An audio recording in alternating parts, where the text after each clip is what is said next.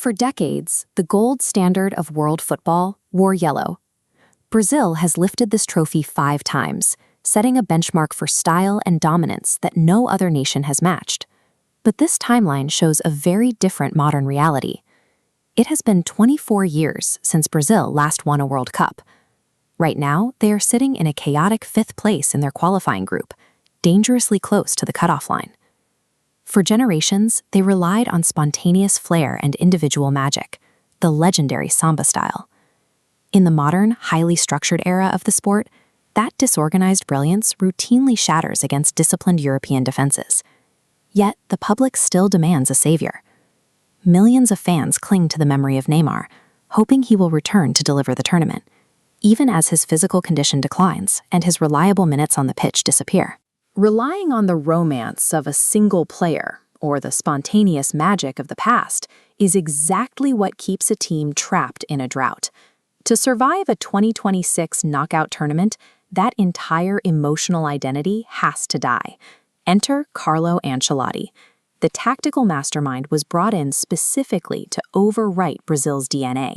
He operates on one foundational rule for knockout tournaments. They are won by the team that concedes the fewest goals, not the team that scores the most.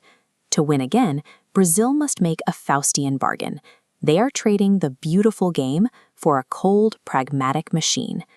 This tactical field map illustrates his blueprint.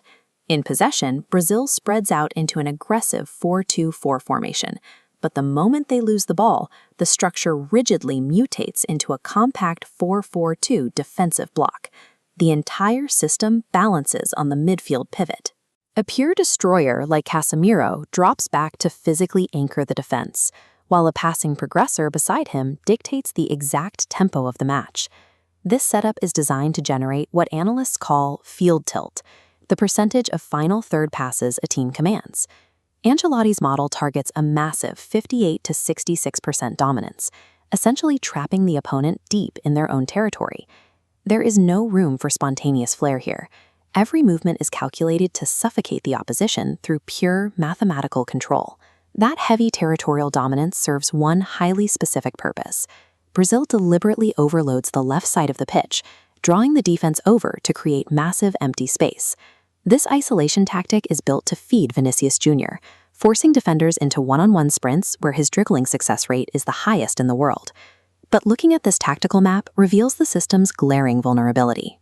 Pushing aggressive fullbacks so far up the pitch to support the attack leaves massive exposed spaces in the back line the second possession is lost.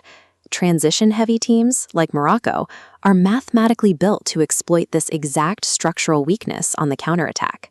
Ancelotti's entire system balances on a knife edge. He is utilizing a world-class offense to mask a dangerously fragile defensive floor.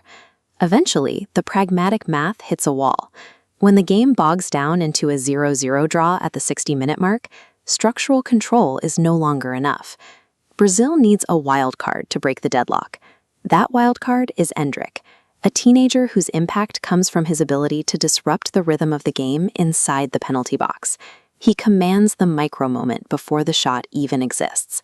By using a controlled pause, he forces the rushing defender to panic, breaking their timing and opening the angle. Managers can engineer field tilt from the sidelines all day long, but World Cup-defining moments ultimately require players who can process and master split-second chaos. If this version of Brazil is going to succeed, it will be driven by elite defensive suppression and calculated dominance, not highlight reel magic. This creates intense cultural friction. The national fan base still expects beautiful, entertaining football. A grinding, mathematical 1-0 victory feels like a betrayal to the crowd. Yet, the cold data points the other way.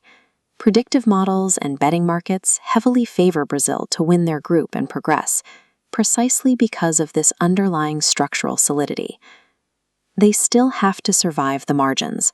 The accumulated physical fatigue of long European seasons, combined with the intense psychological pressure of the knockout rounds, will stretch this roster to its breaking point. Success in 2026 requires Brazil to commit to this new, sterile logic over the flair that defined them for a century. They must trust the math when the pressure is highest.